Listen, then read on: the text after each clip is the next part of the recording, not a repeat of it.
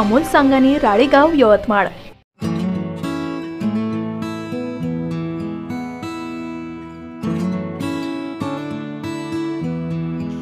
अनंत श्री विभूषित जगद्गुरु रामानंदाचार्य श्री स्वामी नरेंद्राचार्य महाराजांच्या पादुका दर्शन सोहळा कार्यक्रम दिनांक 8 डिसेंबर रोजी मारेगाव येथे कृषी उत्पन्न बाजार समितीच्या प्रांगणामध्ये आयोजित करण्यात आला होता। या भव्य दिव्य अशा आध्यात्मिक सोहळ्यात तालुक्यातील व इतर जिल्ह्यातील हजारो भाविक भक्तांनी मोठ्या संख्येने गर्दी केली होती। त्या ठिकाणी सकाळपासून जगद्गुरु श्रीचा महासत्संग, सिद्ध पादुकांची मिरवणूक व आगमन, गुरुपूजन, उपासक दीक्षा, दक्षिण प्रवचन असाच पूर्ण दिवसाचा कार्यक्रम संपन्न झाला। तसेच भाविक भक्तांसाठी महाप्रसादाचे आयोजन सुद्धा करण्यात आले होते। जगद्गुरु रामानंदाचार्य स्वामी नरेंद्राचार्यजी महाराज संस्थांतर्फे विविध उपयोगी सेवा व उपक्रम राबविले जातात।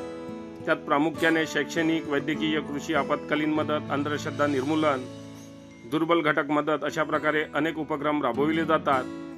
तरी सर्व मारेगाव तालुक्यातील तसेच इतर जिल्ह्यातील भाविक भक्तांनी अध्यात्म, विज्ञान व व्यवहार या त्रिसूत्रीची सांगड घालणाऱ्या, या अनमोल व जीवन बदलविणाऱ्या, सुंदर भक्तिमय, संगीतमय व मन हेलावून टाकणाऱ्या या अभूतपूर्व सोहळ्याला उपस्थित राहून संधीचे सोने केले असल्याचे दिसून आले।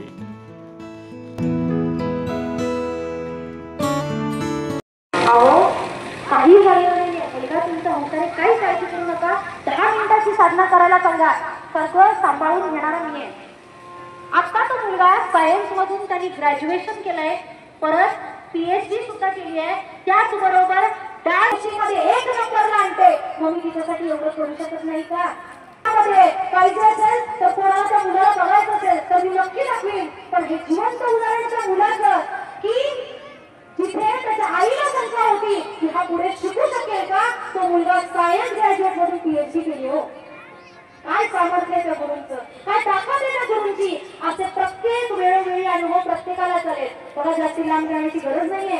आपल्या सर्वांना मराठवाडा पीठ माहिती आहे। त्या मराठवाडा पीठचे निरीक्षक मला असं वाटतं मागील वर्षामध्ये असतील ते, आता ते त्या पदावरती आहेत की नाही मला माहिती नाही, पण त्यांचा अनुभव मी इथे सांगते।